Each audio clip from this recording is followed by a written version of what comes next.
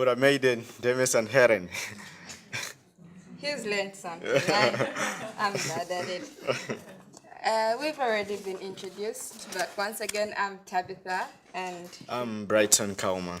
yes, and we're UNICEF climate ambassadors, as has been said. We're from Zambia, which is in Southern Africa, for those of you who haven't been there, Southern Central Africa, really. And today, we're going to talk to you about the work that we've been doing and also how climate change is affecting Zambia.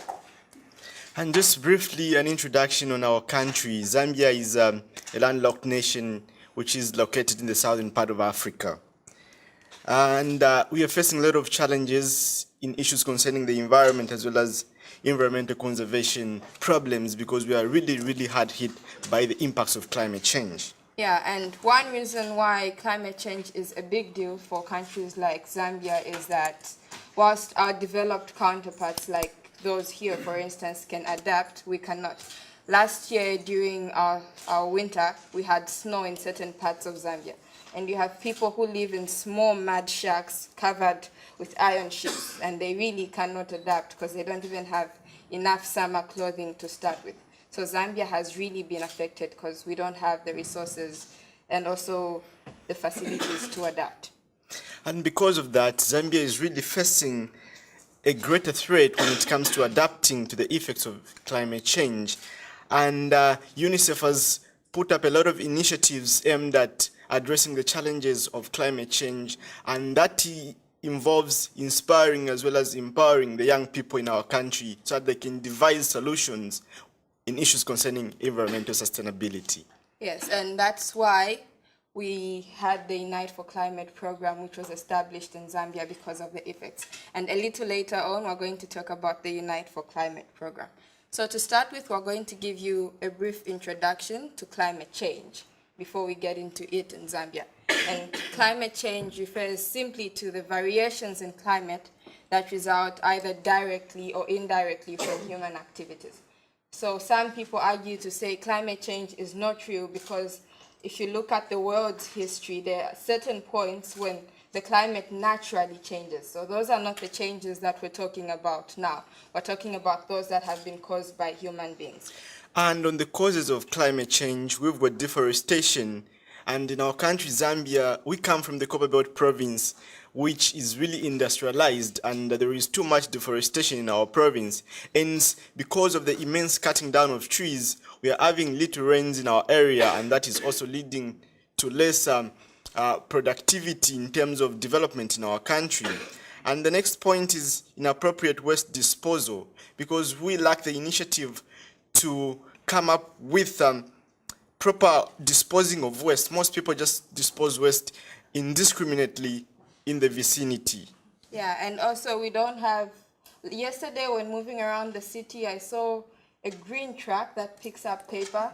We don't have that in Zambia. So you find people throwing plastics and foodstuffs and papers all together in one place, and it's not nice.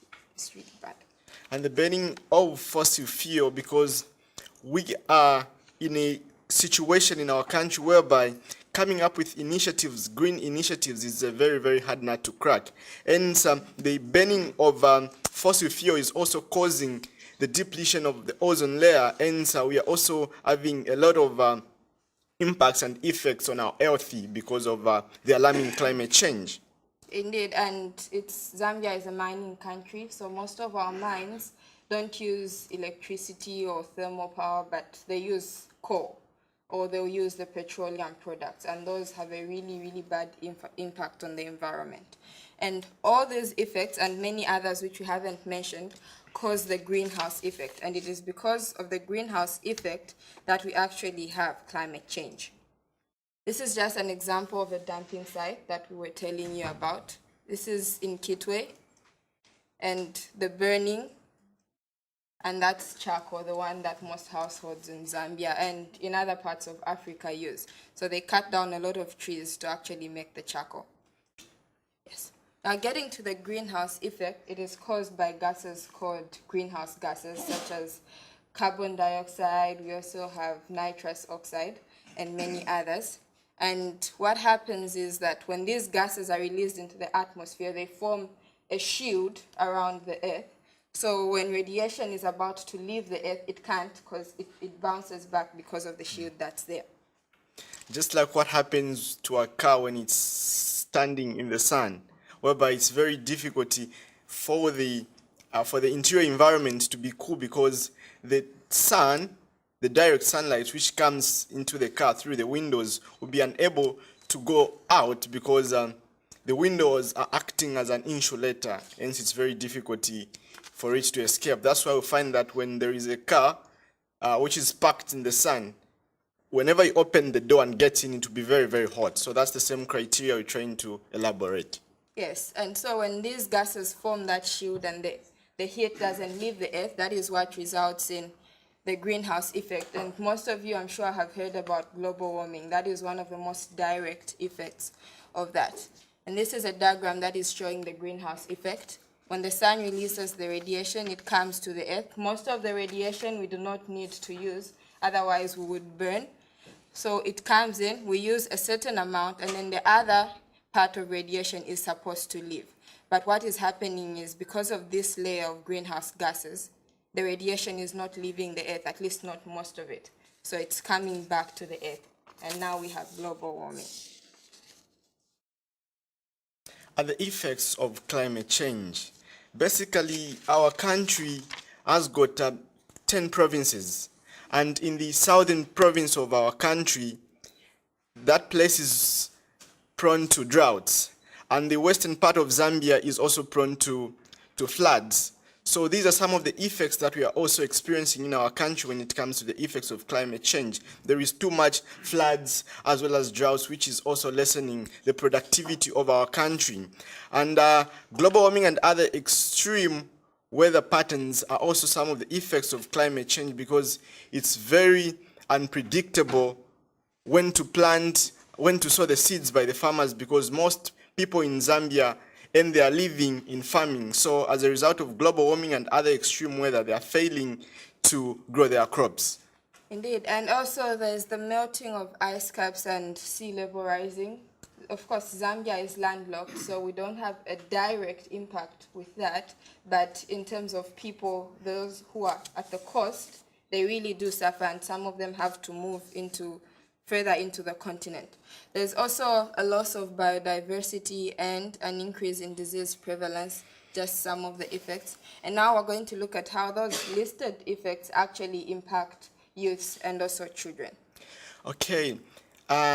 In Africa, most families' income are based on agriculture, and many of our young people, especially those who do not manage to go to school, support themselves through various methods of agriculture. And as a result of floods and adverse atmospheric temperatures, it's very difficult for them to earn basic necessities of education. Many of them even fail to go to school because when it rains heavily, the roads become impassable and the bridges become washed away. Hence, it's very difficult for them to attain an education, especially early education, just like Professor Philip alluded to earlier.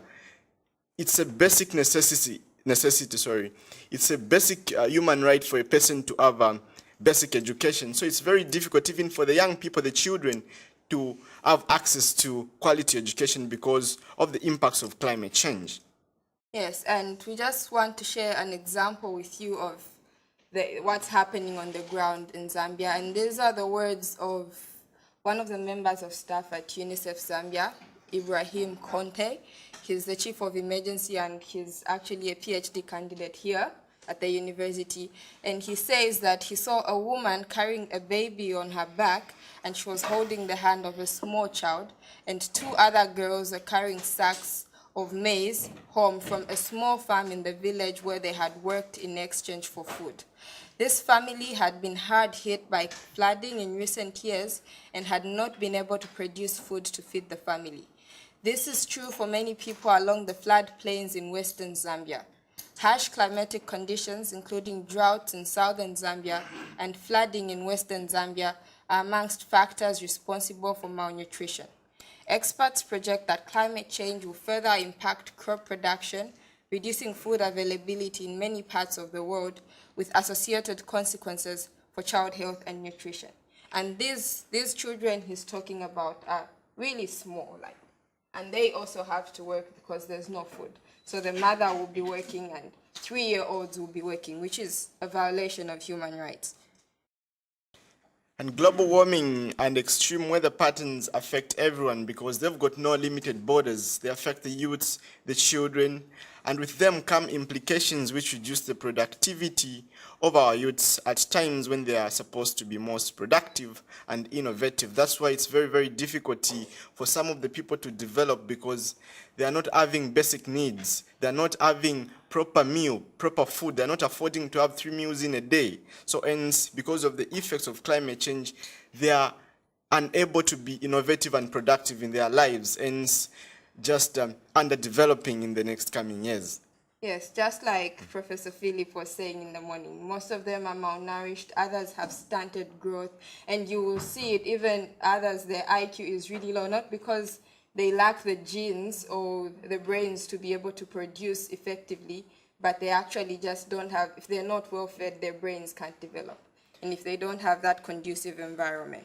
And most people in Zambia are farmers. They also have got livestock. Hence, because of the effects of climate change, when there are floods, there won't be very green pasture for their animals to feed on. Hence, it's very difficult for their animals to also grow well and make them earn their living. True. And also there was a point on biodiversity, and in Zambia, biodiversity is really important. I think in Africa in general, it preserves our culture, but also it provides employment to the locals. We have national parks in Zambia. Here, I think you have zoos, but there we have the actual animals in the wild.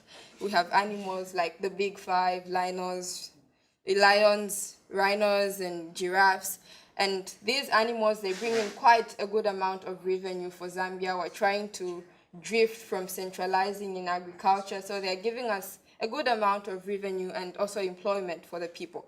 So when these animals start dying off, for example, rhinos are almost going extinct in Zambia, meaning there's going to have to be a cut on the people who work in those national parks, hence reduced job opportunities for the people. And also when these animals die, if you study the ecosystem, each specific animal has its specific role that it plays there. And when one animal goes extinct, then there's an imbalance. And with that imbalance, you can't grow crops and the other animals won't survive well. And also climate change affects people's health because the change in weather have a direct impact in people's health as it makes them vulnerable and causes the appearance and spread of new diseases. And as I stipulated earlier on, in southern Zambia as well as western Zambia, these areas are prone to droughts as well as floods. And in times of floods, there are too much diseases. Take for instance diseases like diarrhea as well as cholera. And it's also very difficult for them to cope in such environments. So many people also have a lot of difficulties when it comes to maintaining a very good healthy and a very good healthy condition within their vicinity. Hence, the climate change is also affecting them. And there is also an increasingly convincing body of evidence that many of the killers in Africa, such as malaria, diarrhea, and malnutrition, are highly sensitive to climatic conditions.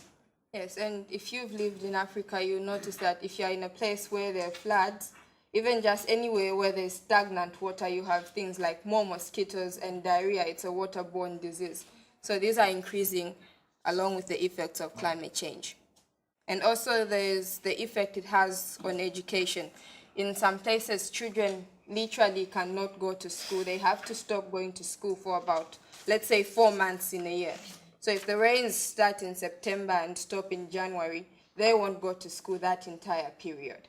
And then for others, it's not that the roads are impassable, but if their parents don't have a good produce that year, then they'll only have so much money and they'll have a lot of other things to take care of. So there'll be no money to send them to school. And others, for instance, just take their children to work, like the woman. She took the children to go to the farm with them, and it's really sad. And this is an example of just the effects that floods have on children. There's a place called Mulenga Compound. It's one of the settlements outside of Kitwe. And there what happens is the streams get flooded during the rain season. So last year, 2 children died whilst trying to go to school. One was carried by the water in the stream and drowned, and another one was eaten by a crocodile. And it was a very traumatic thing because her friends were there and they were seeing it. I spoke to the relatives. It was really, really sad. No children should have to go through that. And Unite for Climate Zambia is one of UNICEF's signature child-led programs, which aims at doing just that, uniting the children. And it also empowers as well as inspires young people to come up with initiatives, projects that can also help them in future. And the same Unite for Climate program, as well as other programs that UNICEF is carrying out in Zambia, aims at empowering young people, empowering children, protecting children from the effects of climate change, and specializing specifically in the prevention as well as mitigation and adaptation to climate change. Yes, and also under Unite for Climate, you see just how Zambian children and youth are turning climate change around. Yes, it has these bad effects, but we're now trying to see what can we do with these effects. Can we use them to our benefits? And also, what have we been doing wrong in our past that we can improve on now? And Unite for Climate Zambia has been funded very largely by UNICEF Netherlands as well as ING Bank. And we hope they will continue to support Unite for Climate in our country, because it's really helping the young people to learn, understand, as well as pass on the same knowledge to their fellow peers. Yes, and to date we have trained 650 children in Zambia. Every year we train 200. We select them from all 10 provinces of Zambia. Some of them are from really, really rural areas where they really feel the effects, and others are from urban areas, so they come together and find lasting solutions. And once the climate ambassadors are trained, they are responsible for educating their fellow peers in their respective communities. Just like the way we used to do, I and Tabitha, when we were trained as climate ambassadors, that was in April 2010, we went back to our respective communities and started sensitizing our fellow peers in school on the importance of good sanitation as well as a conducive environment for learning. Yes, and also these ambassadors that have been selected are the ones that train other ambassadors that are coming into the program. So we have a team of 20 ambassadors. Me and him are part of the team. So when new ones come, they're trained by fellow children, which makes everything easier because it's easier to understand and we don't have the age difference, which causes barriers sometimes. And the climate ambassadors are trained in various disciplines, using problems that are caused by climate change to find solutions to other problems that face them and those around them. So they have to see climate change as an opportunity. They have to see problems as an opportunity. They need to see the white side of the problem. Yes, and also we have media campaigns which are going on literally in every corner of Zambia. We've entered into partnerships with our local radio stations. So for example, in Kitwe, where we're from, there are 2 radio stations that have given us 30 minutes airtime every week, so our shows go on. And in other parts of Zambia, ambassadors are doing the exact same thing. And we have 2 TV shows on national TV which go on every week.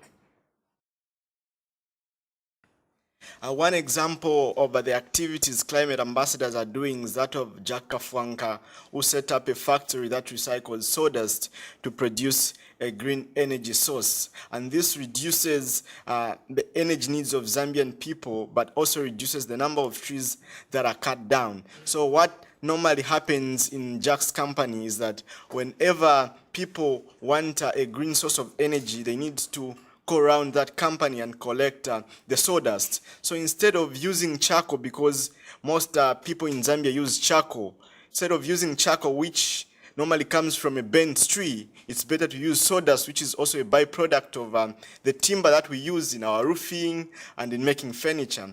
And another project that the climate ambassadors are also doing is that of using sawdust, modifying a stove which uses up sawdust instead of charcoal. And it has been very successful. And also, we don't cut down trees to get this sawdust. What we do is we get it from companies that make furniture. So when they want to go and throw it out, they give it to us and then they take it to the factory and reuse it. Of course, not all of our ambassadors have set up factories, but everyone, rest assured, is doing something. And another thing that they're doing is they recycle plastics and they make bags, like bracelets, and different other ornamental things like this. And then they sell them to people. And then some of that money, we use it like, if we want to speak to a school that is out of town center, maybe we'll need transport money. So when we sell these and then we use that money to go there, we buy trees and plant them. And we also have community sensitization. We go around schools, set up environmental clubs in both basic and high schools so that we can broaden the awareness on issues concerning climate change, not only on radio. So we are thinking, we also go in schools, community schools, so that we can also visit the most at risk stakeholders, the most vulnerable stakeholders, because we believe that even children are protagonists for change. They can really enforce as well as advocate for what they want to see in their communities. So that's why we dwell specifically on the children so that they can advocate for what they want to see in their communities. This is an example of at our conferences. This was during media skills training. Everyone is trained because some children come from rural areas. They don't know how to use a computer. They don't know how to use the internet. So every ambassador is trained on how to use a computer. They know how to make podcasts and things like that. So this is an example of that. This was a tree planting session at Chikumbi. This is out of the capital, Lusaka.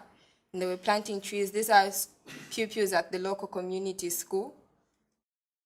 This is also another community sensitization in Mongu. Mongu is in western Zambia, so they organized the locals and they went to talk to them. And this is Malabo School in Mongu. This is a very, very special school. It is one of the schools that actually closes during the rains. So what UNICEF Zambia has done is that they're going to build a floating school there. Yeah. Yes.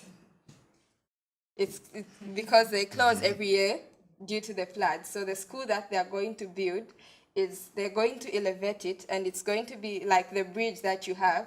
It goes up when it's flooded, and then it comes down. Yeah. So we're going to have that school very soon, and the children are really, really happy about it. And that was because of the initiative of a climate ambassador who had to approach the municipality of Mongu so as they can collaborate with UNICEF and set up a floating school. Yeah. So the government has approved it, and everything's ready to start.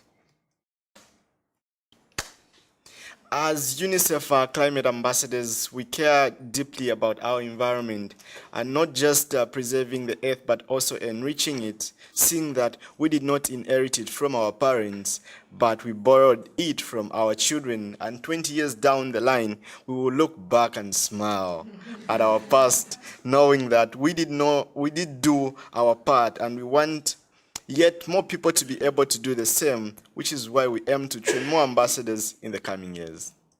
And we would like to thank MSM for inviting us. We've had a great time here, and we'd like to thank all of you for paying attention and listening. Thank you. Thank you very much.